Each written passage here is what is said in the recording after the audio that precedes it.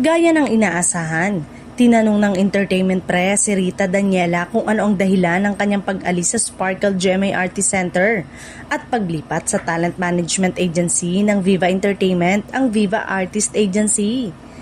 Nilisa ni Rita ang talent management arm ng GMA Network na namahala sa kanyang showbiz career sa loob ng 20 taon. Naganap ang contract signing ni Rita sa VIA ngayong Miyerkules, February 25, 2026. Saad ng singer-actress, "I really just want to explore new opportunities po talaga at alam natin na ang Viva ay napakaraming platforms ngayon at syempre, nagpuproduce sila ng concert. And I would really love to try them all." Hindi raw naging madali para kay Rita na iwanan ang nakagisnang pangalawang tahanan, ang Kapuso Network.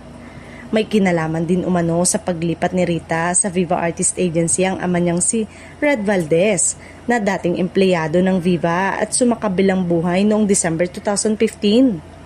Iginiit na hindi ito umalis sa GMA7 at handa pa rin siya na tumanggap ng mga proyekto mula sa nabanggit na network. Umaasa si Rita na matutupad ang kanyang matagal ng pangarap na magkaroon ng solo concert sa tulong ng Viva.